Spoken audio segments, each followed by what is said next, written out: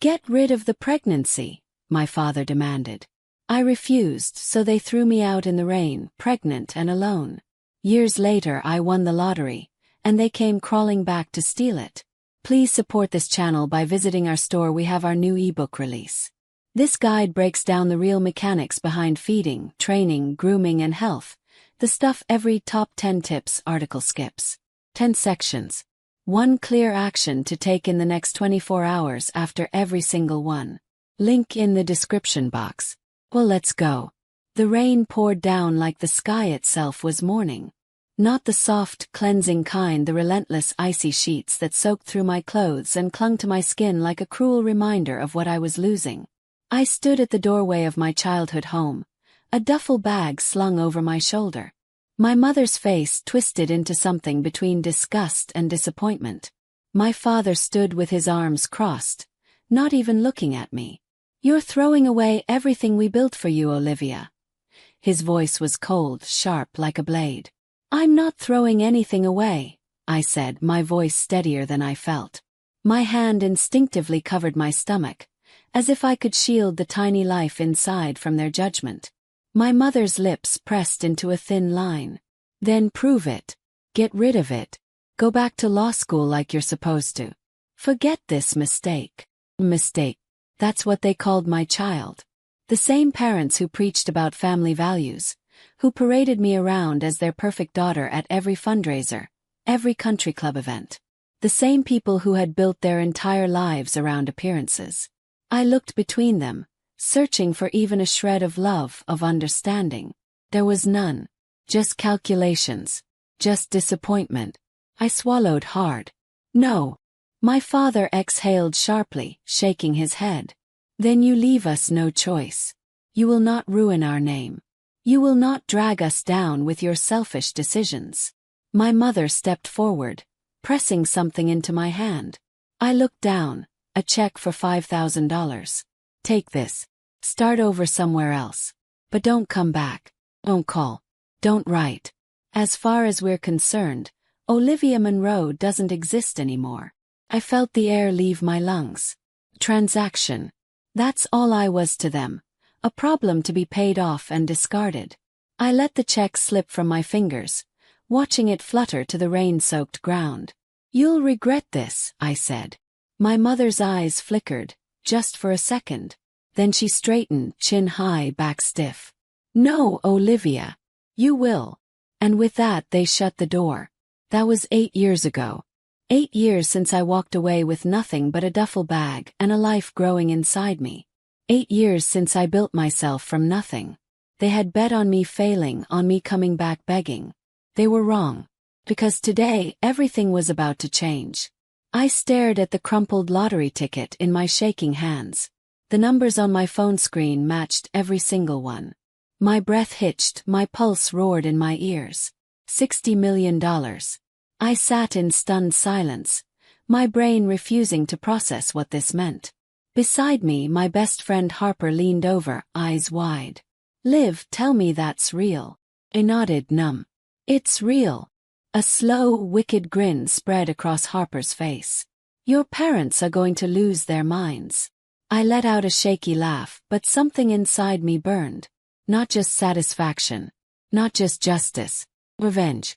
I had spent years scraping by, balancing law school, single motherhood, and a dozen part-time jobs. I had cried myself to sleep more nights than I could count. I had built a life without them, a damn good one. But now I had the power to make them regret every second they spent pretending I didn't exist. And right on cue my phone buzzed. An unknown number. I already knew who it was. I answered, heart hammering. Olivia, sweetheart. My mother's voice, dripping with forced warmth, hit my ears. It was surreal. We saw the news. Oh, darling, we've missed you so much. 8 years of silence. 8 years of being invisible. And now, suddenly, I existed again. I leaned back in my chair, a slow smile curling my lips. Have you, I said, my voice smooth and even. Or did you just miss my bank account? There was a sharp inhale on the other end. Olivia, that's not fair. No, I cut her off. What wasn't fair was throwing your pregnant daughter out in the rain. What wasn't fair was ignoring every letter, every picture of your grandson. What wasn't fair was pretending I was dead until it became convenient for you. Silence. Then a nervous laugh. Your father and we've changed, darling. We made a mistake. We just want to fix things. We want to see you. We want to meet our grandson. My grip on the phone tightened. They wanted back in. But because I was about to let them in just far enough to destroy them. I smiled, my voice sugar and sweet. You know what, Mom? That sounds like a great idea. Let's have dinner. Just us, no lawyers. Another pause, then relief. Oh, darling, of course. We just want to make things right. Hung up. The fire inside me burned hotter. They thought they were about to manipulate me. They had no idea I was setting the stage for their downfall.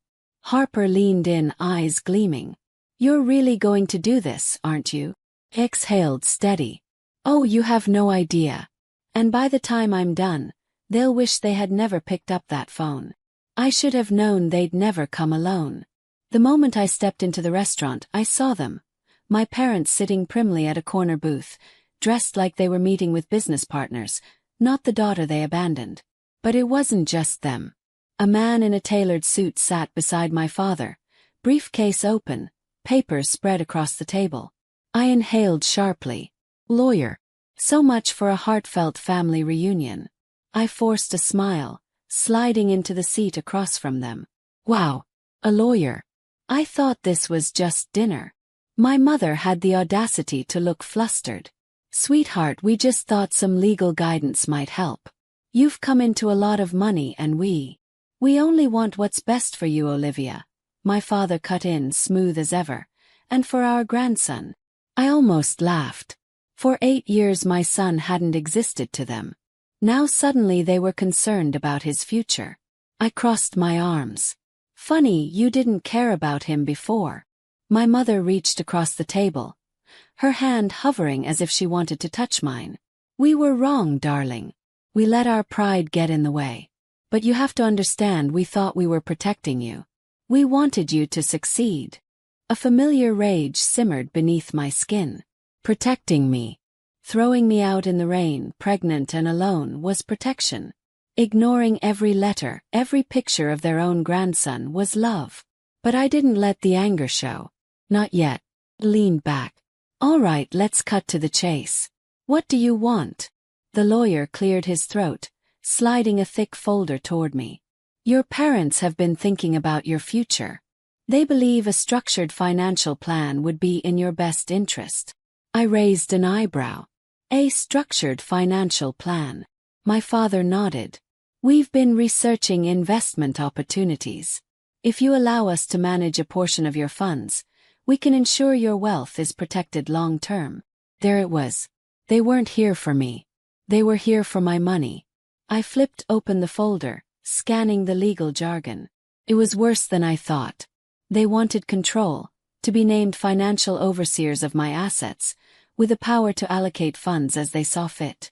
I let out a low whistle. Wow, you really thought this through. My mother placed a hand over her heart, her voice trembling just enough to sound sincere. Darling, we're just trying to help. You're young, and handling this much money can be overwhelming. I met her gaze, my stomach twisting. She wasn't just manipulative. She was good at it. If I had been that scared, desperate 22-year-old girl, I might have believed her. I might have let them back in. But I wasn't that girl anymore. I smiled, closing the folder with a soft thud. You know, I had a feeling this wasn't about family. I slid the papers back toward them. Thanks, but no thanks. Their faces shifted for just a moment. The mask slipped. My father's jaw clenched. My mother's lips tightened, but she recovered quickly. Olivia, please. We don't want to fight. We just want to be part of your life again. I stared at her. Is that why you brought a lawyer to reconnect? Silence. Then my father exhaled sharply, rubbing his temples. Listen, Olivia, be reasonable. Money like this can disappear fast. People will take advantage of you. I tilted my head. You mean like, say, a family who disowned me for being pregnant and only showed up when I won the lottery? My mother flinched. That's not fair. Fair? I laughed, cold and sharp. Fair was when I begged you for help and you shut the door in my face. Fair was when I sent you pictures of your grandson and you never even opened them. I stood, my chair scraping against the floor. You didn't just abandon me. You erased me. And now you want to manage my money. I leaned in, my voice dropping low. You don't get to use me. Not anymore. I turned to walk away, but my father's voice stopped me in my tracks. If you walk out that door, you'll regret it. Froze. Slowly I turned back. Excuse me. His face was stone, his voice smooth as glass. We still have connections, Olivia. This little stunt of yours, the foundation, the press, that goodwill won't last forever. If you refuse to cooperate, there will be consequences. Cold wave washed over me. He wasn't just trying to guilt me.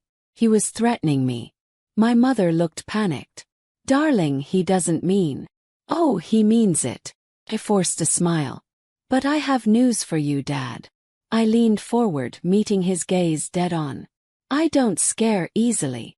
Then I turned and walked out, my heart pounding as I stepped outside into the night air, crisp against my skin. My phone buzzed. A text from Harper. We have a problem.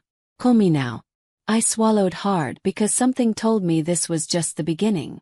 Harper's voice was sharp the moment I answered. Liv, you need to get home now. My stomach tightened. What happened? She hesitated. That hesitation alone told me it was bad. It's your parents, she said finally. They're not just trying to take your money. They're trying to ruin you. I gripped the phone tighter. How? Harper exhaled. I got a call from a friend at the legal office. Your father's pulling strings. They're spreading rumors saying you're reckless with your finances, unfit to handle that kind of money.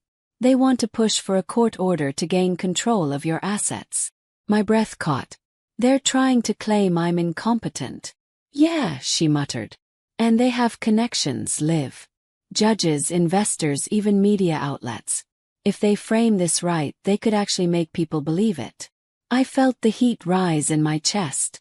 After abandoning me, after pretending I didn't exist, now they wanted to take everything I built.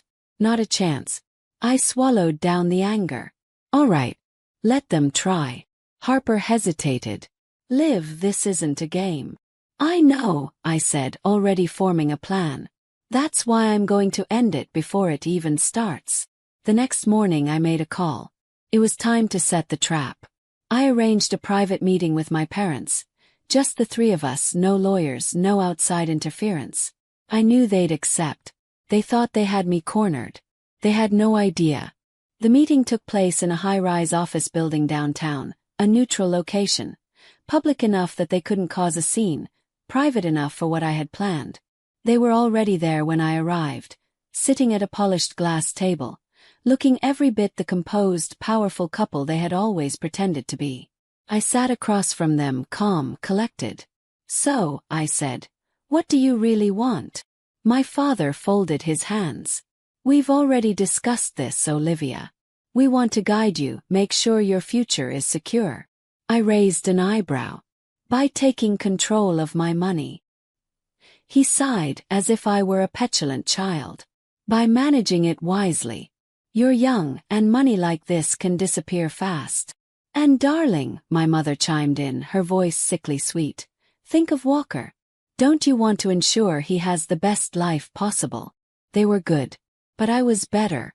I leaned forward, keeping my voice low and steady. Tell me the truth. If I didn't have this money, would you be here right now? Silence. My mother's smile faltered just for a second. My father's jaw clenched. That was all the answer I needed. I sat back, letting the moment stretch. Then I smiled. All right. You win. Their eyes snapped to mine, shock flickering across their faces. What? My father asked carefully. I exhaled, feigning exhaustion. You're right. Handling this kind of money is overwhelming, and I don't want to make reckless decisions. So let's make a deal. I reached into my bag and pulled out a folder.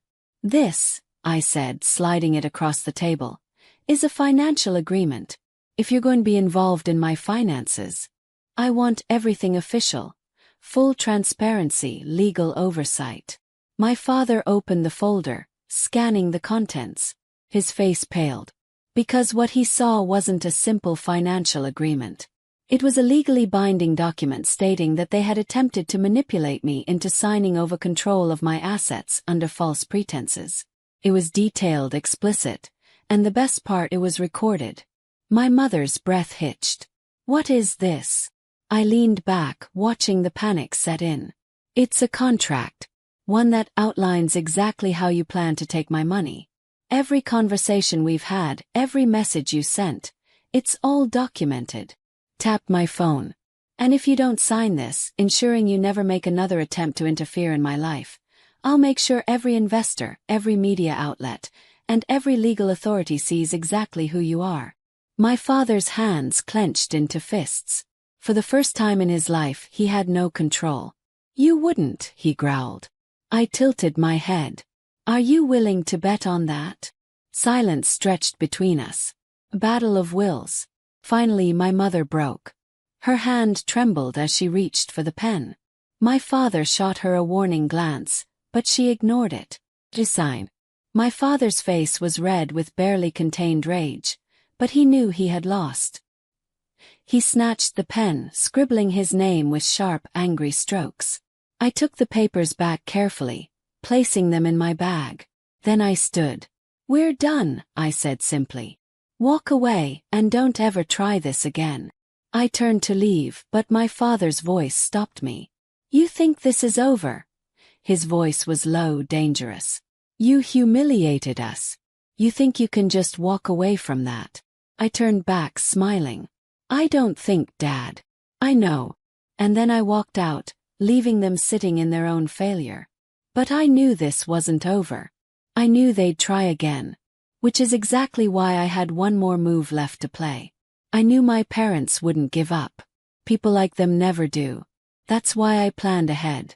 That's why I set the final trap before they even realized the game had begun. The night of the gathering, everything was in place. I had invited them to what they thought was a private business dinner, an exclusive event where I would introduce them to potential investors for our family's future ventures. They had no idea that every investor in the room was carefully selected. Every person present was a financial expert, a legal authority, or a journalist. People who knew exactly who my parents were and what they had tried to do. I arrived early, watching as the room filled. The tension was electric. Then, right on cue, my parents walked in. My mother was dressed to impress, a soft smile on her lips, playing the part of the concerned, loving parent. My father, ever the businessman, strode in with confidence, already shaking hands with investors. They still thought they were winning. They had no idea what was coming. The dinner began smoothly. Drinks were poured, conversations flowed. My parents worked the room effortlessly. Charming investors laughing at jokes, painting the picture of a perfect, wealthy family finally reunited. And then it was my turn. I stood tapping my glass. Ladies and gentlemen, thank you for being here tonight. As many of you know, my parents and I have been discussing the future. How best to manage the resources we've been fortunate enough to gain. My mother beamed. My father gave an approving nod. Smiled back. They had no idea. I continue to believe in full transparency, I said. That's why I wanted to share something with you all tonight. A special business insight. I reached into my bag and pulled out a tablet. With one tap, the projector behind me flickered to life. And then the room went silent because on the screen was a video recording. A recording of my parents' secret conversation with their lawyer, the one where my father had said, 8 years we waited. We're not missing this opportunity. Once we get control of the accounts, we can redirect the money properly. She'll never see it coming. Gasps rippled around the room. I saw my mother go pale, her glass slipping slightly in her grasp. My father's face darkened, his fingers curling into fists. The investors, the people they had just charmed, the people they were trying to manipulate, were now looking at them like they were nothing but con artists. One of the men, a well-known hedge fund manager, turned to my father. So this was all a scam. You were never here to support your daughter. You just wanted to control her money. My father shot to his feet. This is out of context. I raised an eyebrow. Really? Then let's play the next part. I tapped the tablet again. Once we get control of the accounts, Eliza, we can start making real moves. She's too naive to stop us. The room erupted. Some people whispered, others stared in outright shock. This was it. This was the moment their reputation crumbled. I turned to my parents. Their faces were masks of horror. So tell me again, I said. Dad, Mom, how much of this was about family? The fallout was instant. Investors walked out, connections were severed. Journalists took notes furiously, already preparing headlines. My mother turned to me, her voice shaking. Olivia, you don't understand what you've done. I tilted my head. Oh, I do. My father's face twisted with rage. You think you're so smart. You just destroyed your own name. You think the world will side with you. I stepped closer, lowering my voice so only they could hear. I don't need the world to side with me. I just needed the truth to come out. Then I turned and walked away. That night, as I sat in my car, my phone buzzed. A text from my father. You will regret this. I exhaled, staring at the message for a long moment. Then, without hesitation, I blocked the number. Because for the first time in my life, I wasn't afraid of them anymore. I woke up the next morning to chaos. My phone was flooded with notifications, news articles, social media posts, missed calls, and frantic messages from numbers I had long since deleted. The video of my parents' conversation had gone viral. Their carefully curated reputation was in shambles. I took a deep breath, scrolling through the headlines. Prominent businessman exposed. Attempted to steal daughter's fortune. Scandal rocks the Monroe family. Betrayal caught on tape. Karma comes knocking. How one woman outsmarted her own parents. Comments were brutal. People were furious. Some were outraged at their greed. Others shared their own stories of being disowned, manipulated, or used by toxic family members. And then there was the legal fallout. Harper burst into my apartment, waving her phone. Liv, you are not going to believe this. I raised an eyebrow. Oh, I think I might. She grinned, tossing the phone onto my coffee table. Your dad's business partners just dropped him completely. Stocks are tanking, investors are pulling out, and guess what? The state attorney's office is looking into possible fraud charges. Blink. Wait, fraud. He smirked. Turns out when you try to manipulate someone into signing over millions while lying to investors about it, that's kind of illegal. I let out a slow breath. It was over. 2 weeks later I got the final confirmation.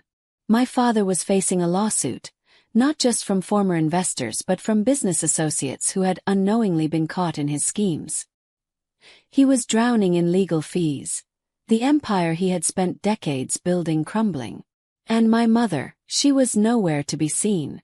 She had tried to salvage their reputation, making desperate statements to the press, claiming they had been misunderstood. But no one bought it. She was just as guilty, and now she was watching everything they had built fall apart, brick by brick. I should have felt sorry for them. But I didn't, because they had no remorse. They weren't sorry for what they had done. They were only sorry they got caught. One evening, as I was helping Walker with his homework, my phone buzzed. A text from my mother. Please, can we talk? I stared at the message for a long time. Then calmly I typed a response. No. And I blocked her. For good. With my parents gone from my life, I focused on what truly mattered. I expanded my foundation, increased funding for single parents, launched scholarship programs for women who had been abandoned like I was. I wasn't just moving on. I was making sure no one else would suffer like I had. One day, Walker looked up at me after school. Mom, he said, tilting his head, does this mean we don't have grandparents anymore? I knelt beside him, brushing his hair back. We have family, I said softly. Just not the kind we were born with. His face lit up. Like Aunt Harper. Smiled. Exactly like Aunt Harper. He thought for a moment, then nodded. That's okay. I like our family better. I pulled him into a hug, my chest swelling with something I hadn't felt in years, peace. A month later, I received one last piece of news. My father had filed for bankruptcy. I stared at the headline. The final nail in the coffin of his so-called legacy. This was what he had feared most. Losing power, losing control. And now he had nothing. Just like they had left me with nothing all those years ago. I closed my laptop, exhaling slowly. Then I picked up my son's latest drawing. A picture of us hand in hand, with a big house and a bright sun above us. We were smiling. We were happy. And this time no one could take that away from us.